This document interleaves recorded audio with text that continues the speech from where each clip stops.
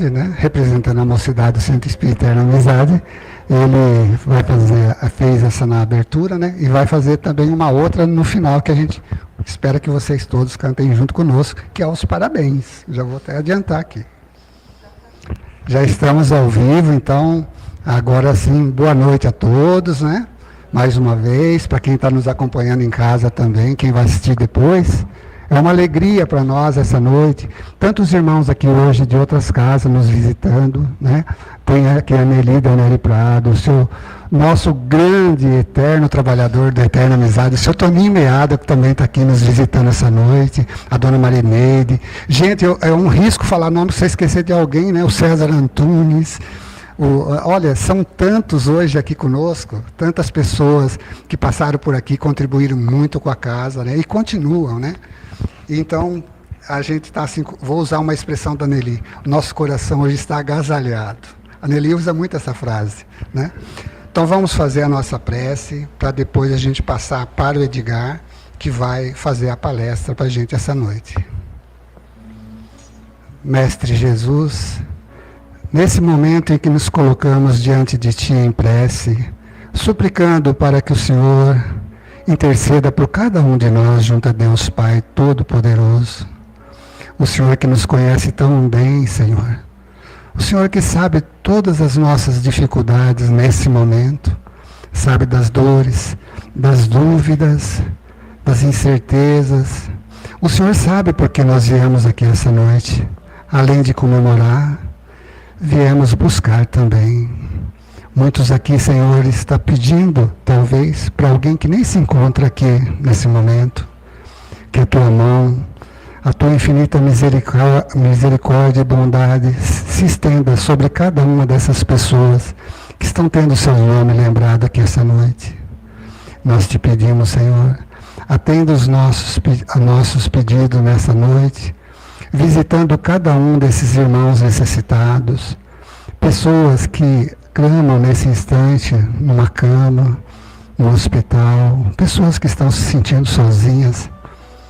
Que a Sua infinita misericórdia permita que as equipes do Dr. Bezerra de Menezes visitem a cada um.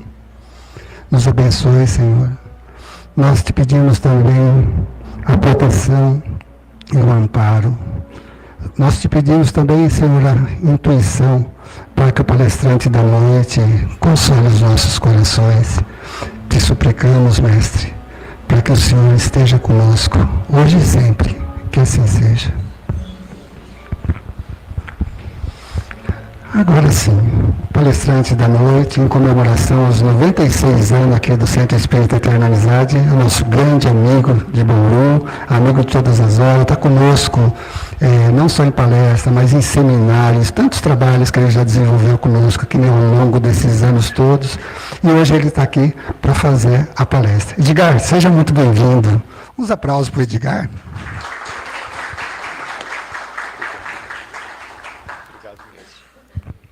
Oi, gente.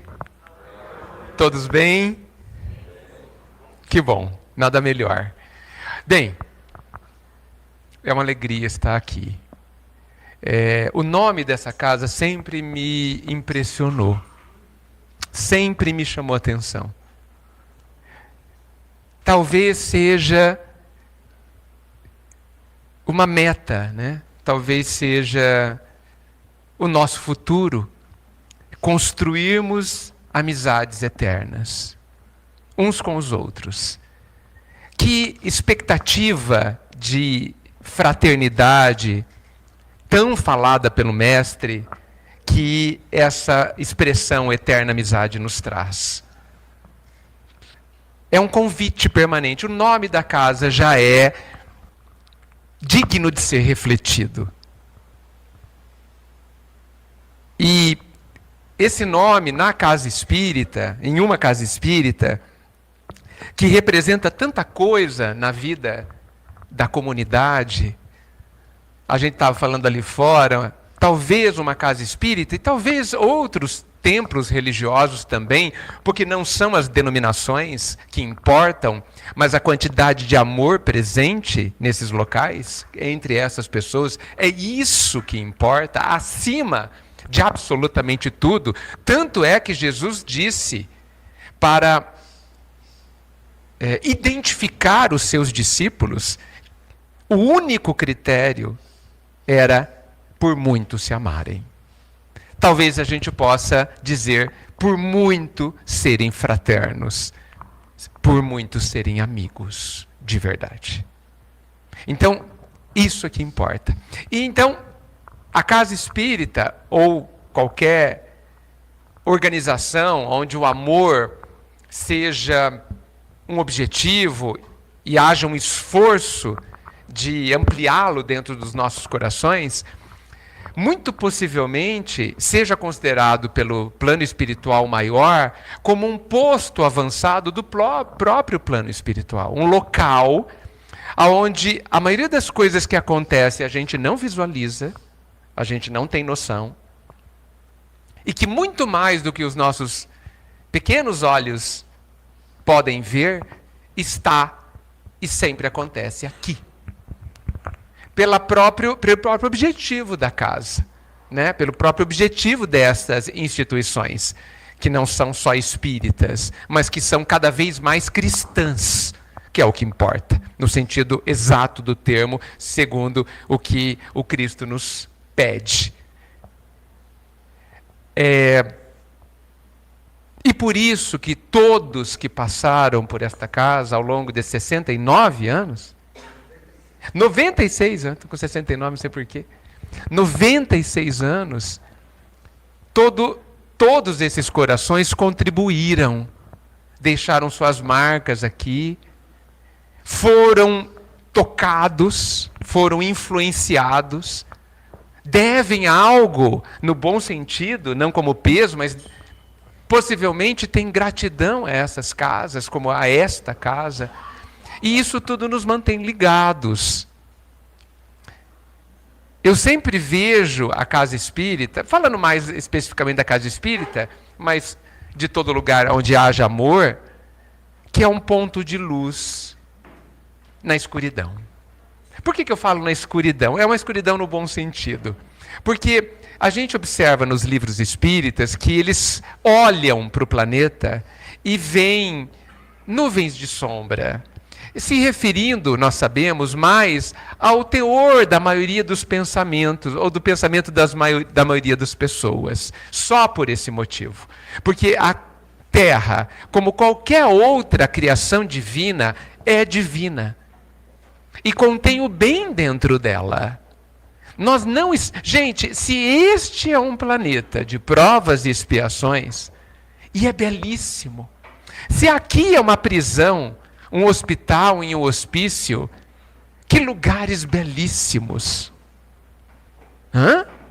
Que lugar belíssimo. O Pai nos mantém aprisionados, né? Para que a gente aprenda. Eu prefiro enxergar a Terra como uma bela escola, não é? Eu prefiro. Uma escola que está nos ensinando sobre a felicidade.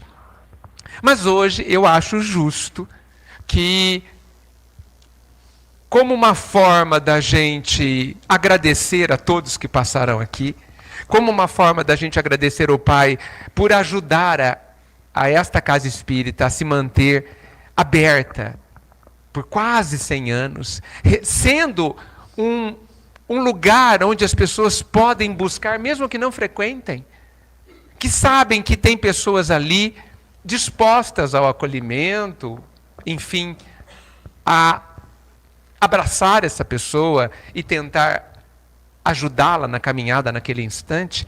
Eu acho que uma boa forma, me permitam escolher, na minha parte, uma boa forma de trazer essa gratidão dos nossos corações é a gente conversar sobre a amizade. Já que esse nome me toca tanto. Eu sempre penso que a amizade é um dos tipos de relacionamento que existem, dos mais leves. Se vocês observarem o relacionamento conjugal, quando entramos nele, junto entra um conjunto de deveres e de direitos, não é? Aliás, grandes demais, no meu entendimento. Mas na amizade quase não tem. Quais são os direitos e deveres? Quais são principalmente os direitos que um ou outro na amizade tem? Quase nenhum. A amizade é leve. A amizade é aquele tipo de relacionamento que o amigo ou a amiga não precisam fazer parte do nosso cotidiano. E muitas vezes só de saber que a pessoa existe, isso nos fortalece, isso nos mobiliza positivamente, isso nos acalma o coração. Só de saber que eu posso contar, mesmo que eu nunca conte, nunca precise, isso já nos mantém seguros. Isso me faz lembrar uma história, e aí eu não vou lembrar se é do Neo Lúcio ou do Humberto de Campos, mas ele fala da verdadeira amizade. Conta a história que um senhor daquelas épocas das Arábias, assim, né, muito bem de vida, chama o filho e diz assim: toma aqui 5 moedas de ouro, leve para o meu amigo que mora distante. E esse filho, obediente, pegou essas 5 moedas de ouro e levou para esse amigo. Chegando lá, ao contrário do que ele imaginava, ele encontrou um palacete, uma bela casa. Foi imensamente bem recebido, serviram frutas e alimentos e pessoas servindo, foi extremamente bem tratado, com todo o conforto. E percebendo estas questões, o filho resolveu não dar as moedas de ouro, entendendo que o amigo do pai dele não precisava. Agradeceu e tal, falou da visita, mandou recados do pai e voltou para casa. Chegando lá, contou ao pai tudo o que viu. O pai ouviu, disse assim: espere um minuto. Voltou para dentro da casa e trouxe mais 5 moedas de ouro. E disse assim: leve 10 moedas de ouro para o meu amigo. Mas pai, por quê? Ele não precisa. Sim, e é justo que eu o ajude antes que ele precise. Para que eu não tenha que agir quando ele estiver humilhado. Mas que eu ajude para que ele não caia. E assim o filho fez. E olha que interessante, o amigo aceitou as 10 moedas. Não se sentiu ofendido. Certamente eram amigos. O título dessa mensagem chama-se Verdadeira Amizade. Então, percebam, é muito interessante quando a gente acha que sabe qual é a lição, ela se amplia, não é? Quando a gente fala assim, não, mas eu ajudo os meus amigos, sempre que eles precisarem, está tudo certo. E você se considera um bom amigo. E é. Mas nós podemos avançar, podemos ser melhores ainda e ajudar antes que precisem. Olha a delicadeza desse cuidado um com o outro. Você cuida de mim e eu cuido de você. Todos nós gostaríamos de amizades assim, não é? E nós sabemos o caminho de obtê-las. Quando Jesus nos diz que cada um terá segundo as suas obras, e entendendo aí as obras como sendo tudo que eu penso, tudo que eu sinto e tudo que eu faço, se nós quisermos amizades assim, basta que a gente seja assim. E essas amizades estarão em construção. Nós estaremos plantando isso no coração das pessoas, e elas ou outras retribuirão. Pensando sobre amizade, eu peço licença ao Padre Beto, um ex-padre lá de Bauru, que dizia, que perguntava em suas missas se nós se nós somos uma boa notícia. Se quando lembram da gente, sorriem. Se quando a gente chega, ficam alegres. Nós somos uma boa notícia? Podemos ser. E eu acho que a amizade, ela nos inspira, ela é inspiradora neste sentido. Porque ela é, no meu entendimento, para evidentemente a análise de vocês, talvez uma das mais suaves das relações. Podemos passar anos sem encontrar com um amigo verdadeiro. E quando encontramos, é como se fosse ontem. Está tudo igual, a intimidade é a mesma. Às vezes eu penso que o amigo é aquela pessoa que talvez possa fazer qualquer coisa e o sentimento não se alterará. Pode até errar, pode até nos esquecer, pode até não cultivar e não cobraremos, entenderemos. Nós temos essa capacidade. Essa capacidade já está dentro de nós, sempre esteve. Talvez a gente não a encontre dentro de nós. Talvez a gente se deixou adoecer pela dor. Entendem o que eu digo? Vou tentar me explicar melhor.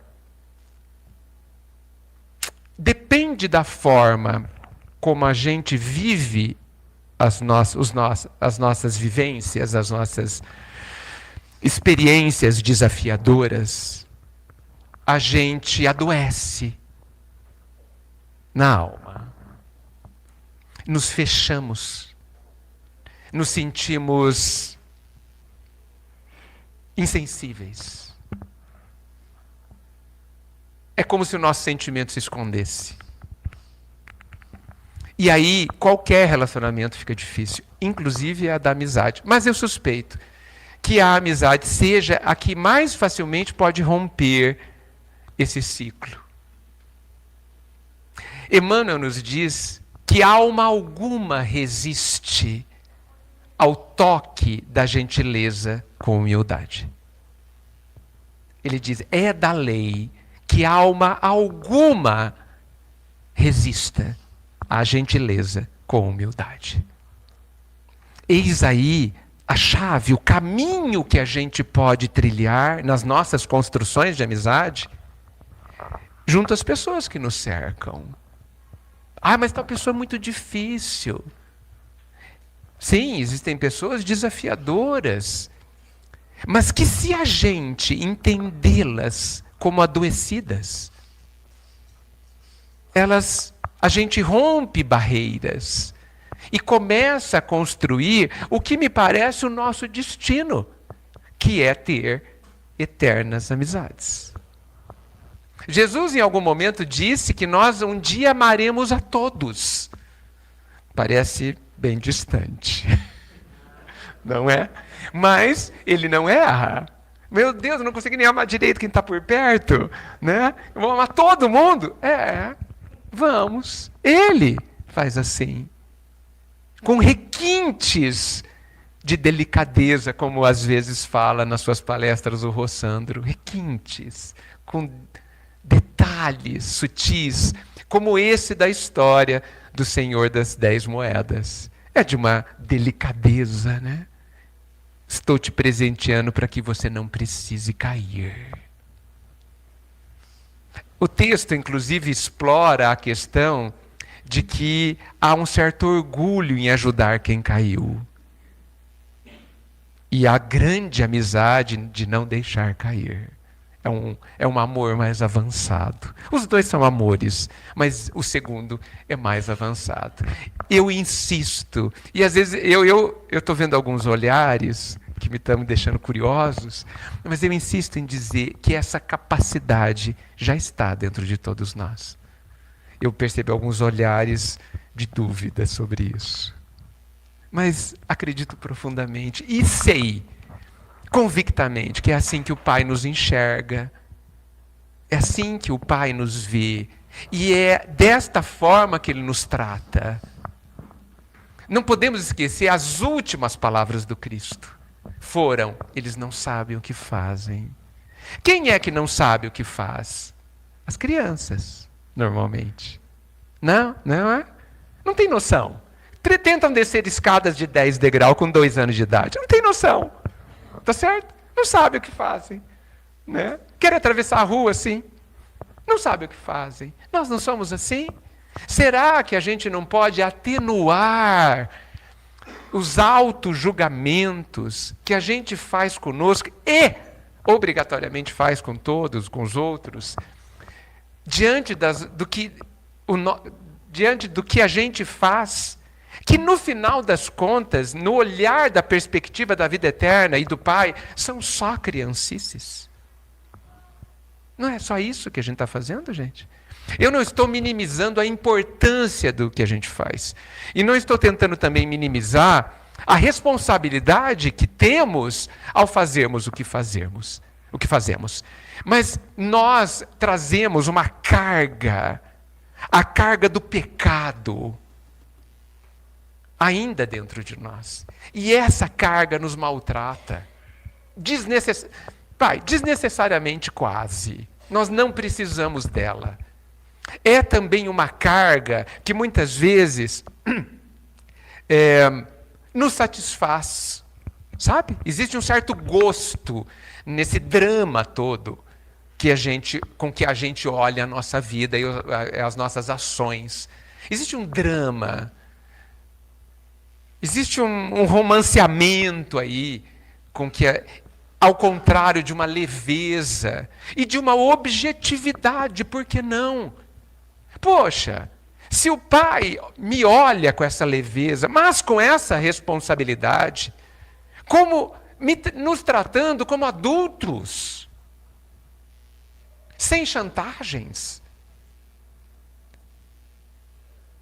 sem armadilhas, por que a gente não se trata assim e trata o outro da mesma forma? Iniciando a construção, e que eu aproveito sempre a dizer hoje em especial, a eterna amizade que nós precisamos construir com as pessoas. Por quê? A gente tem preferido, tem escolhido manter mágoas, manter barreiras.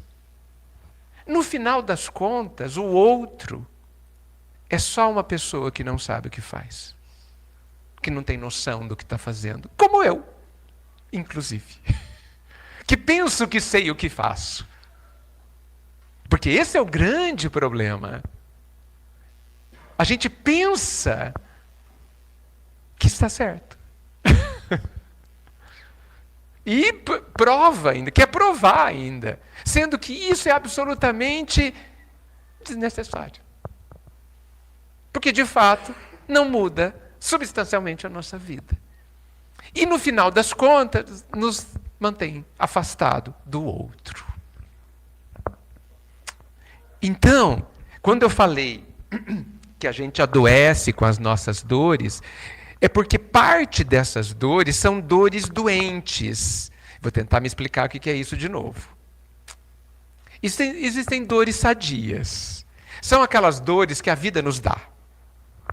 Essas são dores sadias, porque a vida utiliza a dor como mecanismo pedagógico de aprendizado.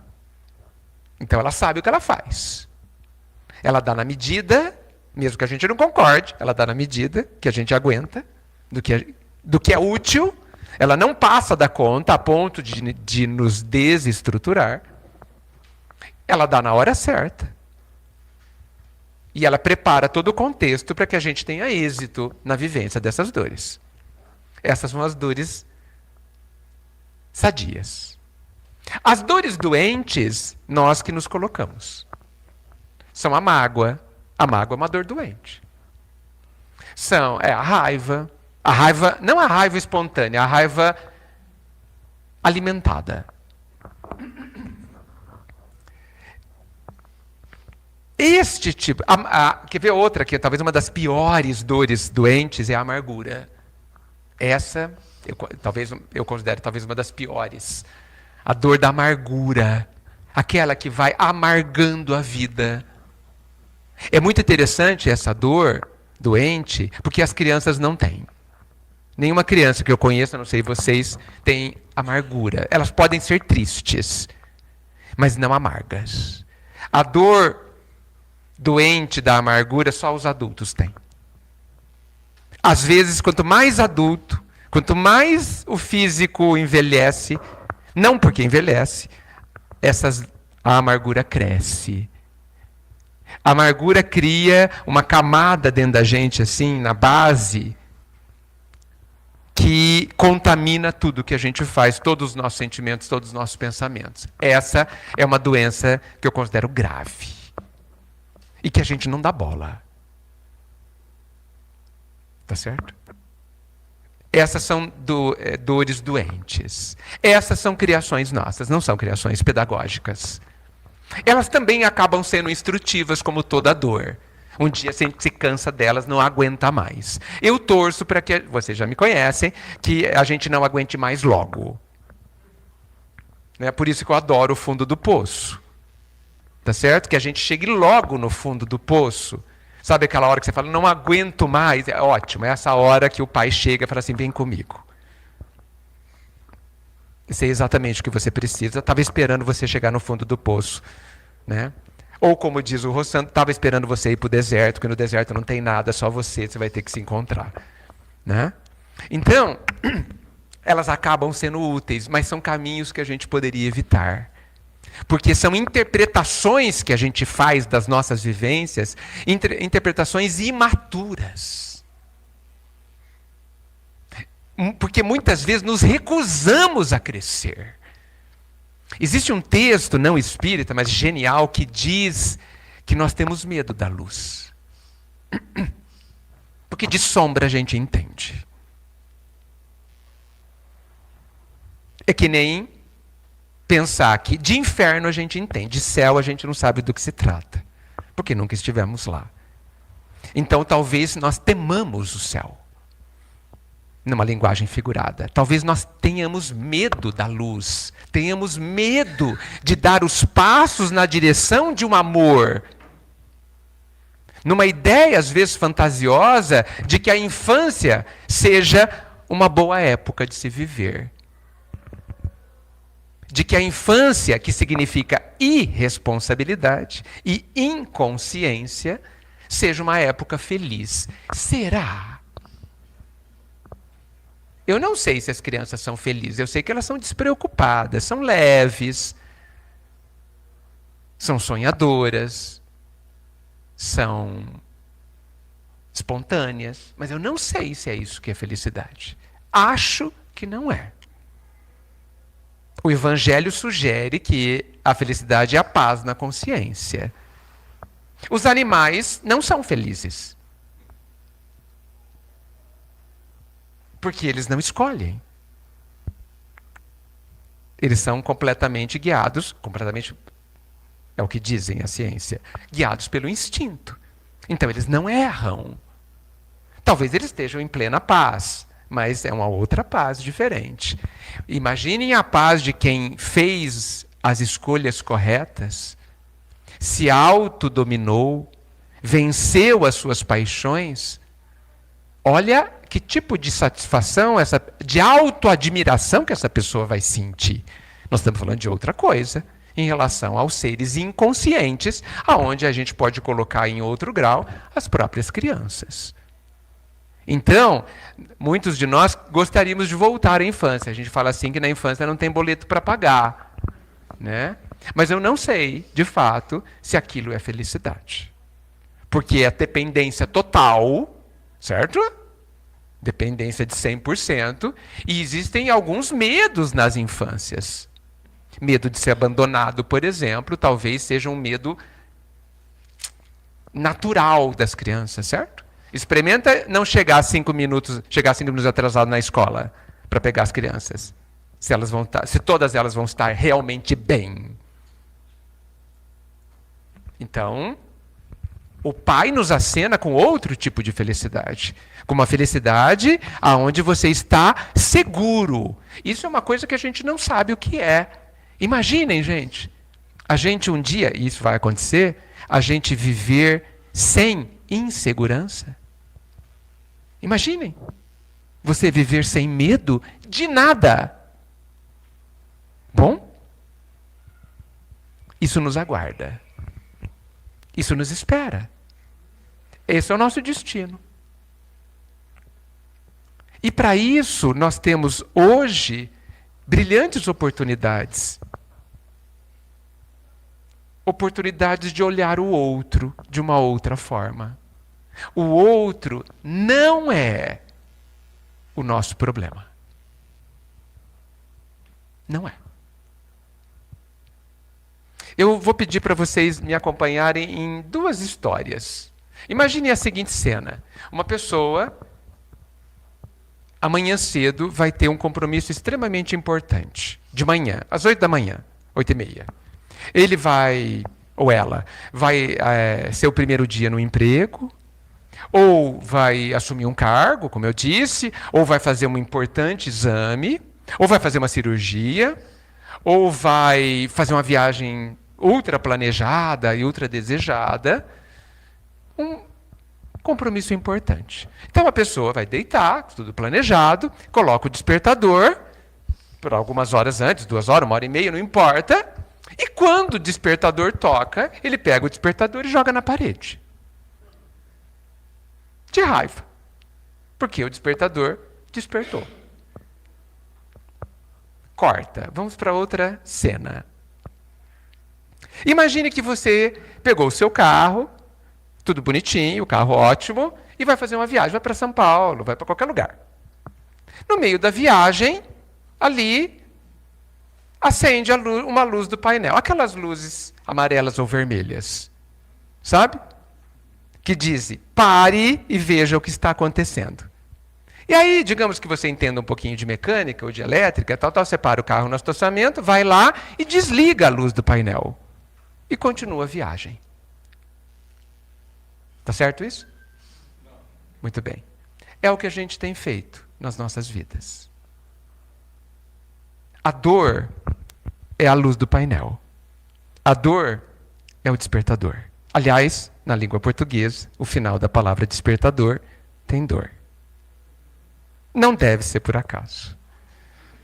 Porque a dor tem esta função. Eu não posso deixar de aproveitar e fazer como que chama quando a gente faz uma jogadinha de palavras? Um trocadilho, obrigado. Eu vou fazer um trocadilho. A dor é nossa amiga. Ela não é eterna. Nós não vamos ter uma eterna amizade com ela. Mas vamos tê-la como amiga por muito tempo. Por quê?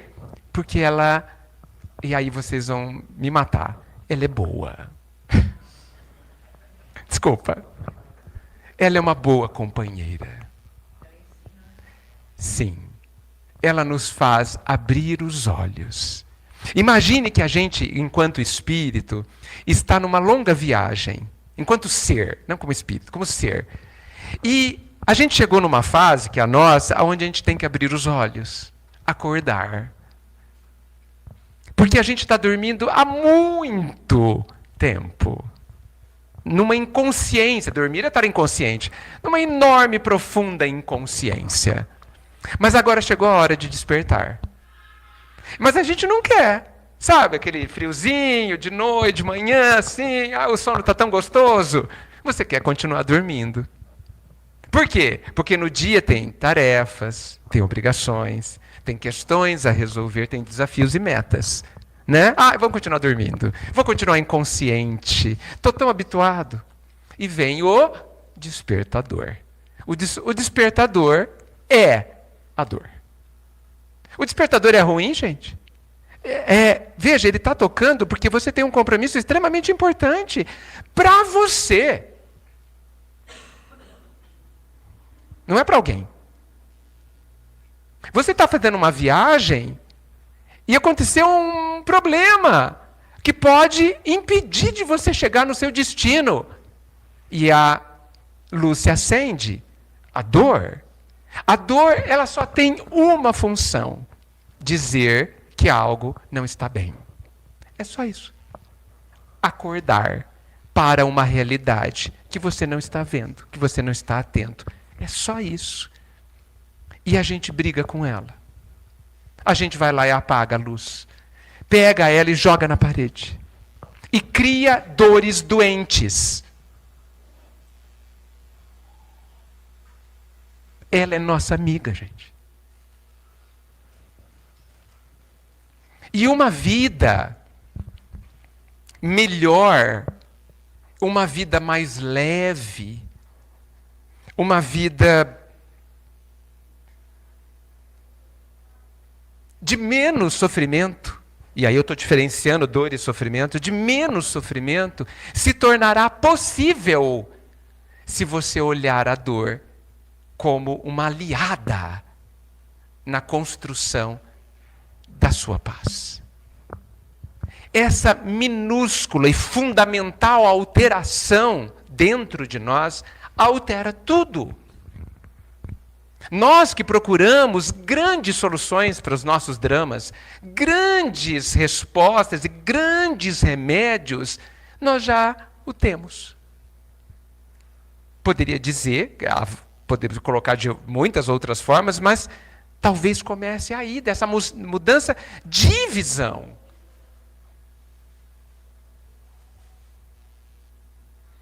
Porque ninguém evoluirá, ninguém construirá um bem dentro de si sem aprendizado. O budismo diz que a gente sofre porque resiste ao fluxo da vida. E eu concordo. Porque a gente fala não. Não quero isso, não quero essa dor. Ou seja, não quero algo que me desperte. Não quero algo que me avise que eu tenho que cuidar de alguma coisa que eu não quero cuidar. E aí eu sofro. Porque aí começa realmente as torturas verdadeiras. Porque a aceitação, não a aceitação passiva, mas a aceitação do Cristo, a aceitação de quem compreende, tanto no nível intelectual quanto no nível emocional, a dor desaparece. Desculpa, o sofrimento desaparece. As coisas não ficam mais torturantes. A vida adquire outra perspectiva, outro cenário. Você não está mais aprisionado, você já não é mais vítima. Você está cercado de itens, ou de uma estrutura, ou de um contexto, que é a sua vida e as pessoas, e você mesmo, totalmente a seu favor. Porque eu sei que a maioria de nós acredita que a vida está contra a gente. Nós vivemos com um medo generalizado de tudo. Estou certo ou estou errado? De tudo. Porque tudo pode nos ferir na nossa cabeça, certo? Agora, e se eu começar a considerar que tudo aquilo que eu chamo aquilo que pode me atacar seja algo benéfico a mim, que eu possa aproveitar? Aproveitar. Ah, você está me atacando? Que ótimo. Eu vou ter chance de aprender o que eu não sei. Ah, a vida tirou alguma coisa que eu tinha? Que excelente. Eu vou ter oportunidade de aprender a viver sem aquilo. Ah, a vida colocou um muro na minha frente? Que excelente. Vou ter oportunidade de aprender a escalar o muro. Basta isso. Uma mudança de significado que a gente atribui àquilo. E o Cristo e a doutrina vem nos solicitando ou nos convidando exatamente a isso. Gente, a gente que procura tanto amparo, inclusive na casa espírita, mas junto ao Pai, junto ao Mestre, talvez a gente precise descobrir que o que existe na sua vida, as pessoas, aquelas pessoas chatas, aquelas pessoas que dão trabalho, tudo que todo mundo toda a vida tem, e aquelas dificuldades e aquelas restrições, aquilo é o amparo do Pai a você. E se a gente começar a pensar assim? O Pai está amparando já faz tempo, o que me parece absolutamente óbvio. Eu preciso pedir ao Senhor do Universo que Ele me ampare? Ele não me ampara automaticamente? Sim, 1000 vezes sim. Então qual é a dúvida? O que falta? Eu enxergar o amparo. E se eu descobrir que o amparo sempre esteve? Sempre. É permanente, é sentinela, está aqui, ó. É uma sombra. Onde eu vou, vai junto. E se eu começar a considerar dessa forma? Pronto, a minha vida se alterou. E isso vai facilitar que eu estabeleça outro tipo de relação com as pessoas. Aquela pessoa, as pessoas, elas não me atacam. Elas são o que elas podem ser. Elas estão agindo muitas vezes sem saber o que estão fazendo, como eu. Eles não sabem o que fazem. Elas não estão me atacando. Ah, mas ela falou aquela coisa para me atingir. Elas não estão te atacando. Elas não sabem o que fazem. Aquilo é uma oportunidade. Doeu o que ela disse? Ótimo. Aproveita e desperte. Aproveite e arrume. Porque se doeu, está em desarmonia. Se doeu, tem que fazer algo. A dor é só um alerta. Imagine quantos... Eu vou falar o termo para depois explicar. Quantas simpatias, quantos sentimentos de simpatias vão começar a surgir dentro de nós. Aquela pessoa deixa de ser chata e ela começa a ser simpática, porque ela está te ajudando. Ela é veículo de uma ajuda do Pai. E por que eu usei a palavra simpático? Porque Emmanuel, numa das suas milhares de mensagens, graças a Deus elas existem, ele diz assim: o ódio começa onde termina a simpatia. Então, logo, o amor começa onde começa a simpatia. E nós não queremos amar a todos, como é o nosso destino, como a lei diz, como o mestre nos convida. Antes, eu preciso ser simpático, ou ter simpatia pela pessoa. De amor eu não entendo, porque o amor é um mistério para mim. Mas de simpatia dá para entender, não dá? Simpatia, gentileza são coisas próximas a nós. Nós sabemos ser simpáticos, nós sabemos ser gentis. Isso a gente sabe. Vamos começar por aqui? Pelo que já está à mão. Sabe quando você vai preparar algum alimento? Use os instrumentos à mão. Ah, mas eu queria um forno. Não tem forno. Vamos usar o que está à mão? Porque o que importa é fazer o alimento. Importa que a gente caminhe. A simpatia é o começo do amor. Olha como ficou mais simples. Porque, de fato, gente, eu não estou brincando. O amor é uma coisa muito estranha. Eu não sei direito o que é isso. E tudo bem, vou saber um dia, como todos nós. Mas de simpatia, de gentileza, de compreensão, são coisas que estão está na mão. Nós sabemos ser simpáticos.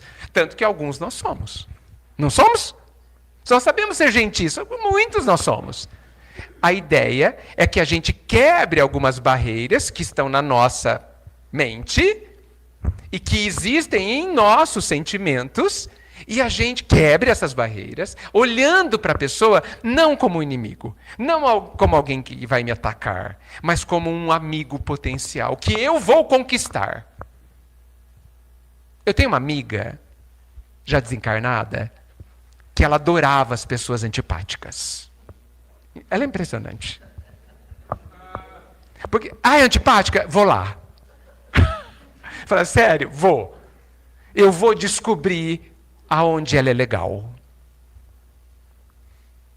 Nunca me esqueci disso. Isso faz mais de 40 anos. Ela tem algo bom que ninguém está vendo. E eu vou lá descobrir. E chamava para sair, ia para conversar, puxava assunto e tal. Aguentava as rabugices, certamente, tal, não sei o quê. Por quê? Porque a pessoa estava adoecida. Mas ela, vou descobrir. E isso imediatamente me fez lembrar. Hoje eu estou contando histórias, né? Estou até me estranhando. Eu não sou de contar histórias, tanto assim. Uma história que eu ouvi na minha adolescência, na mocidade, e que eu lembro que, pasmem, eu até chorei. Estranho isso, né? porque foi muito tocante. Eu não sei se é verdade, mas poderia ser. Diz a história que Jesus estava andando com os discípulos nas suas andanças e começaram a sentir um cheiro horrível. Horrível. De carniça. E os apóstolos, não aguentando, começaram a, assim, sair, né? Deixaram Jesus lá no trilho dele e Jesus reto. De repente ele para em frente de uma carniça. E ele chama os discípulos. Como ele era o mestre, eles obedeceram. Não sei como. E ele ficou olhando assim, era acho que de um cão, e ele disse assim, que lindos dentes ele tinha.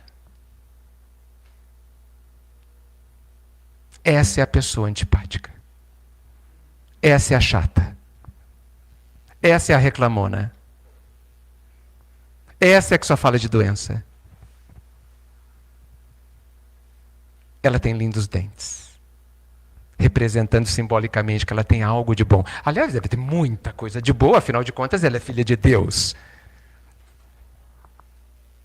Filho ou filha de um ser perfeito e, portanto, extremamente valiosa, extremamente grandiosa.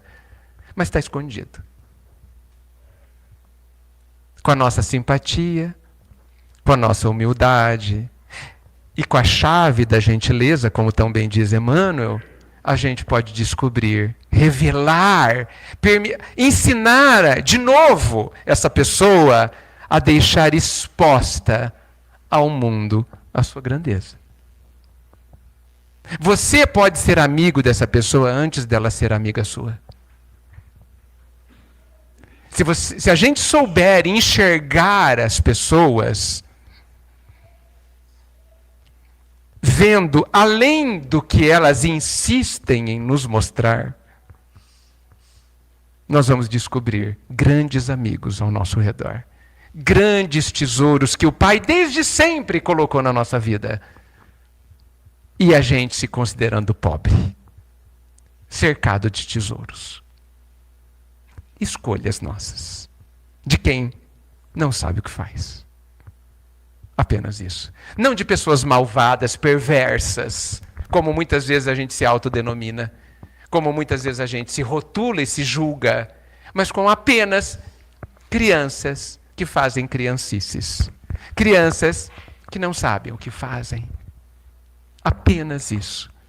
E que vivem reclamando. Como a gente é realmente como criança, né? Quando a gente era criança, fisicamente, e os nossos irmãos brigavam com a gente corria para a mãe e para o pai falando, fulano me bateu, né? Fulano puxou minha orelha, né? Roubou meu brinquedo. A gente continua fazendo isso para o pai. Fala assim, pai, ele me ofendeu. É assim que a gente faz. E Deus fala assim, se resolvam. Não fala? Se resolvam, sejam amigos. Os pais falavam isso para os filhos. Ou falam, espero. Sejam amigos, vocês têm a obrigação de ser, vocês são irmãos.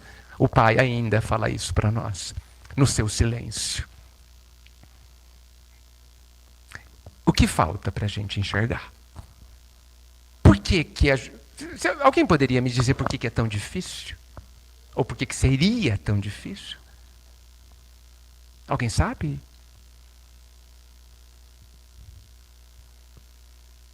Ótimo. O silêncio de todos nós nos diz que não é difícil. E aí eu apelo para finalizar para a questão do Livro dos Espíritos que eu mais gosto. Que é talvez uma das mais dolorosas. Que é a questão 909. Kardec brilhantemente pergunta aos espíritos se a gente consegue, por conta própria, vencer as nossas más inclinações. Boa pergunta, né? Talvez Kardec falasse assim, com a ajuda de Deus, sim. Ele talvez esperava uma resposta dessa. Né? Não teve essa resposta. A resposta foi assustadora. Ela diz assim, mais ou menos, eu prefiro que vocês leiam. 909. A resposta é sim. A gente consegue vencer as nossas más inclinações sozinhos? Sim. Esse sim, que é o começo da resposta, já é por si só perturbador. Mas ele piora profundamente na sequência e diz: aliás, com esforços insignificantes. Piorou, né? Quando eu li, eu falei assim, essa pessoa que falou isso nunca encarnou aqui. Não é possível. Mas aí ele matou a charada. E diz assim, o que lhes falta é a vontade. E aí eu descobri nas minhas reflexões que mudar não é difícil. Não é difícil. E todo mundo diz que é, né? Eu acho que isso é enganação, autoenganação. Mudar é muito difícil. Fazer a reforma íntima é muito difícil. Não é. Não é. O que é difícil é querer mudar. Isso é bem difícil.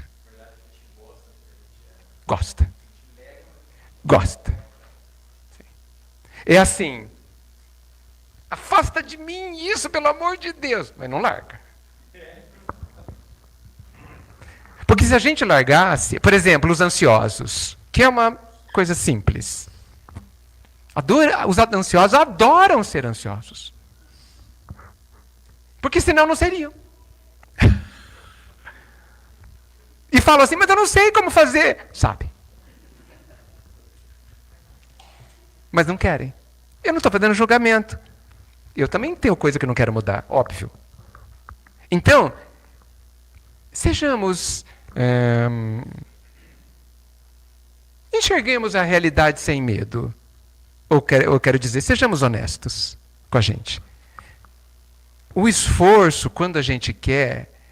Gente, a gente move a montanha. Não precisa nem de fé. A gente vai lá, pega a pá e tira a montanha de lugar. Se a gente quiser. Se a gente quiser, nós vamos à Lua, nós vamos a Marte. Nós vencemos os obstáculos, nós fazemos isso. Conheço pessoas que sobem as mais altas montanhas, as mais perigosas montanhas. Treinam todos os dias, 2 anos antes, sobe a montanha e desce. Por que eles fizeram isso? Porque eles queriam fazer. Venceram todos os obstáculos. Aprenderam 1000 coisas. Decoraram procedimentos de salvação, etc, etc, etc. Eles só fizeram esse monte de esforço porque a vontade estava ali. Então, é sobre isso que a gente precisa pensar. A paz que a gente sonha e supostamente quer está ao alcance da mão. É assim, ó. É sua. Você quer pegar ou não? Ela vai continuar ali. À sua espera.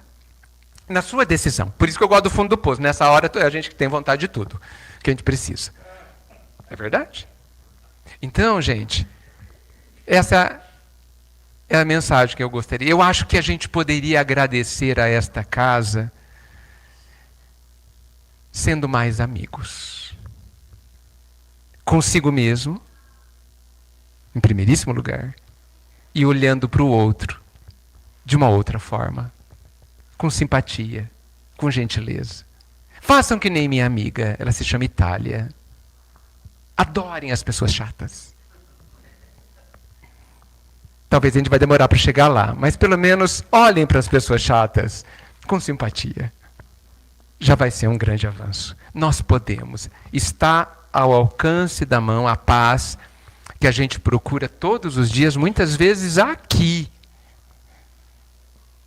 E talvez a gente, só para finalizar, porque eu tenho 20 segundos, só para finalizar, todo mundo aqui eu acho que já percebeu que o Pai não nos dará a paz.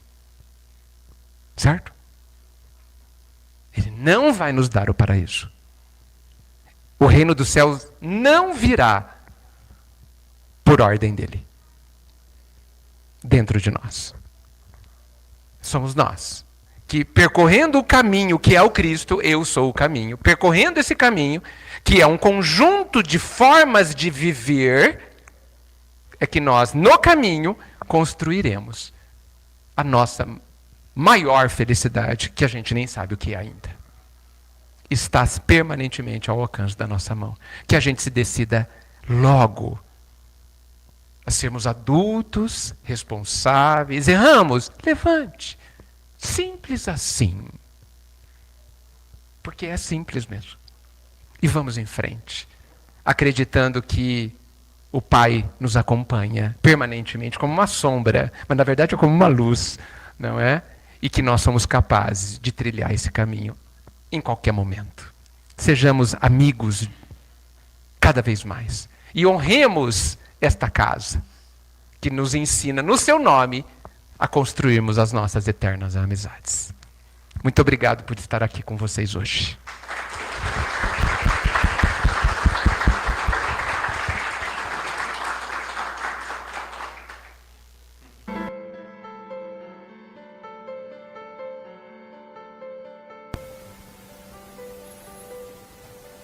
Peço a você que sente-se confortavelmente na sua cadeira. Se você estiver acamado, procure relaxar. Feche os seus olhos. Permita que eu dirija você. Siga as minhas palavras, acompanhando o passe. Senhor Jesus, eis aqui os nossos irmãos que estão clamando pela sua misericórdia, Senhor. Coloca a tua mão poderosa sobre esse irmão enfermo agora, Jesus. Permita que de ti saia virtudes essas, fluidos, benfazejos, fluidos que têm o poder de curar o corpo físico, fluidos esses que podem e vão eliminar tudo aquilo que tem causado dor e sofrimento, eliminar todas as bactérias, todos os vírus que têm causado inflamações e lesões no corpo físico. A tua luz, Jesus, o teu magnetismo, que tem o poder de cortar, de cessar toda a influência espiritual negativa, toda a perseguição espiritual, Jesus, caso esteja acontecendo com esses irmãos, que ela seja cortada nesse instante, que esses irmãos sejam libertos da perseguição espiritual, que esses irmãos enfermos recebam agora, Jesus, um influxo de energia para que eles se levantem da cama, para que essa ferida seque, para que esses vírus percam a força de se reproduzir, para que todas as células danificadas elas possam ser restauradas. Que a tua luz, Mestre, o teu magnetismo, faça com que todos os órgãos internos comecem a trabalhar em perfeito sincronismo. Diga amém e graças a Deus.